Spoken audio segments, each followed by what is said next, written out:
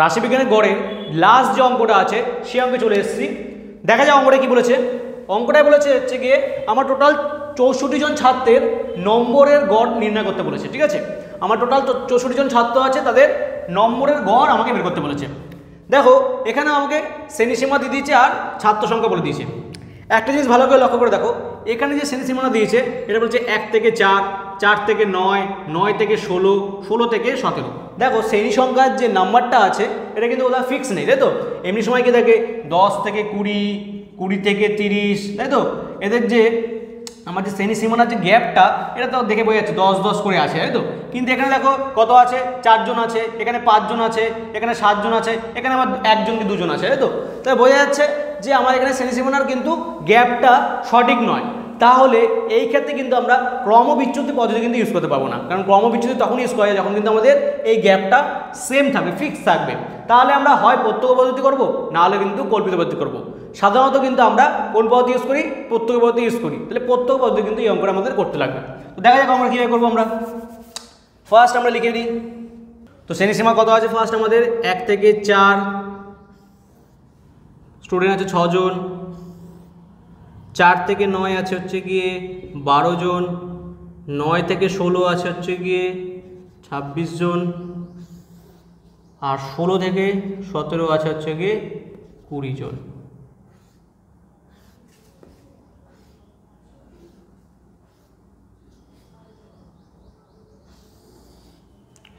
এবার আমাদের X I বের করতে হবে, তাই তো।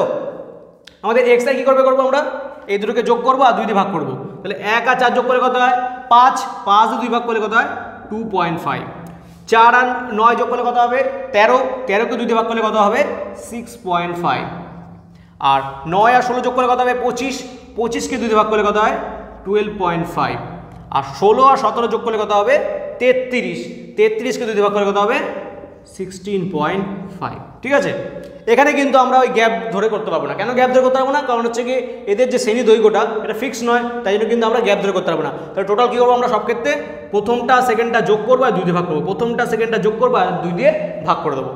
এবার আমাদের X I R F I বের করতে হবে। তো গুণ করে দাও, 25 আর 6, তাই তো। গুণ করলে কত হয় 4 25 হচ্ছে গিয়ে 100, 6 25 150, তাহলে এটা হবে হচ্ছে গিয়ে 150।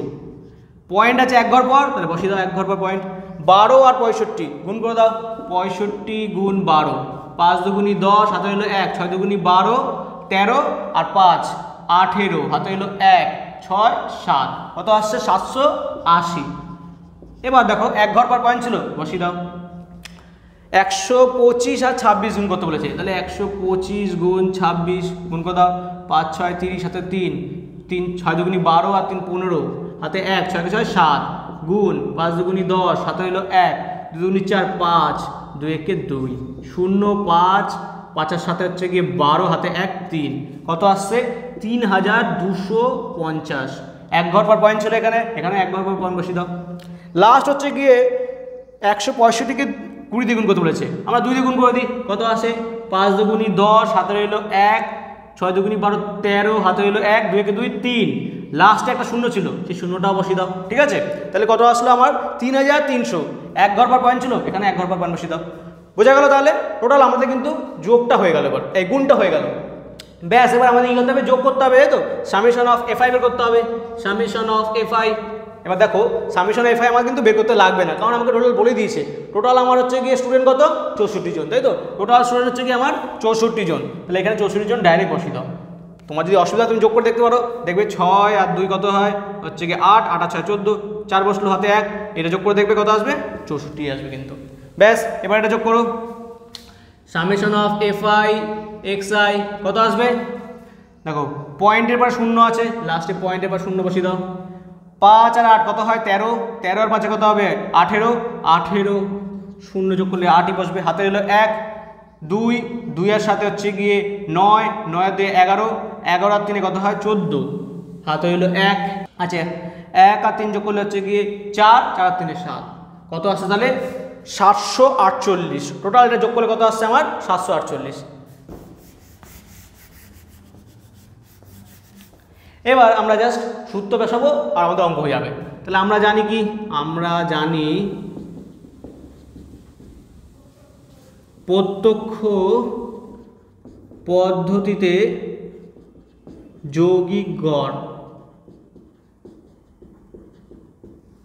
এক্স বার কত হয় summation of F I x I summation of F I কত আসছে এটা আমার 748 748 তাই তো পয়েন্টের বার শূন্য বসানো হচ্ছে কি না বসানো 1 বাই 64 বসিয়ে দাও 2 দিয়ে কাটে যাচ্ছে 32 দুগুণী 64 2 দিয়ে কাটলে 3 দুগুণী 6 হাতে 1 7 দুগুণী 14 4 দুগুণী 8 2 দিয়ে আবার যাচ্ছে 16 দুগুণী 32 2 একে 2 হাতে 1 8 দুগুণী 16 হাতে 1 7 দুগুণী 14 ঠিক আছে তো চেষ্টা করবে সবসময় কিন্তু ছোট সংখ্যা 2 2 দিয়ে কাটার ঠিক আছে নাহলে কিন্তু আমাদের ভুল হওয়ার চান্স একদমই কম থাকবে এবার দেখো এটা কত যাচ্ছে এটা হচ্ছে কি লাস্টে 7 আছে তাহলে 7 দিয়ে যাবে কি 7 দুগুণী 14 14 হাতে হচ্ছে কি 4 না যাচ্ছে না তাহলে ডাইরেক্ট ভাগ করে দাও তাহলে 187 ভাগ 16